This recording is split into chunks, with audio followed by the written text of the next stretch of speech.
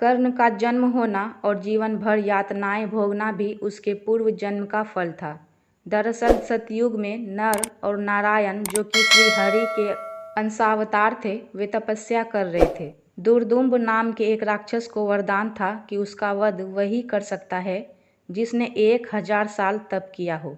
इसके साथ ही उसे सूर्य ने 100 कवचों और दिव्य कुंडल का रक्षण दिया था। जो भी उसका एक कवच भी तोड़ता उसकी भी मृत्यु हो जाती। इधर दुर्दुम्ब के अत्याचार बढ़ गए तो देवताओं ने श्री हरि से बचाव की प्रार्थना की। उन्होंने सभी को नर नारायण के पास भेज दिया। नर नारायण ने देवताओं को अभय दिया। इधर दुर्दुम्ब को भी पता चला कि नर नारायण 1000 साल से तपस्या कर रहे हैं, तो उसे अपनी पराजय दिखी। उसने इन दोनों ऋषियों के वध के लिए आक्रमण कर दिया। पहले नर ने युद्ध किया, नारायण तपस्या करते रहे। कई दिन तक युद्ध के बाद नर ने राक्षस की कवच को तोड़ दिया और नर की भी मृत्यु हो गई। इस पर नारायण उठे और तपस्या के फल से नर को जीवित कर दिया। अब नर तपस्या करने लगे और नारायण युद्ध।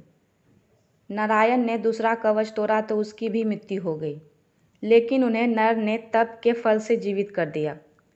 इस तरह लगातार युद्ध चलता रहा। नर नारायण एक एक करके युद्ध करते रहे, कवच तोड़ते रहे और एक दूसरे को जीवित करते रहे। इस तरह एक एक कर जब 99 कवच टूट गए तो राक्षस भागा और सूर्य के पीछे जा छिपा। नर नारायण ने ललकारा, लेकिन सूर्य ने शरणागत की रक्षा का प्रण सुनाया।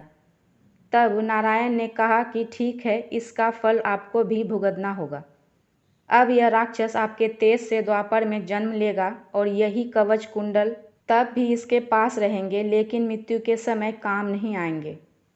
यही राक्षस कर्ण के रूप में जन्म लेता है। युद्ध से पहले ही इंद्र इसके कवच कुंडल मांग लेते हैं। इसके कवच तोड़ने का श्राप भी विफल हो जाता है और कर्ण निहत्था अर्जुन के हाथों मारा जाता है।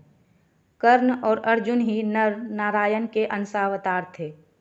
आशा करती हूँ कि यह जानकारी आप सभी को अच्छी लगी होगी। धन्यवाद।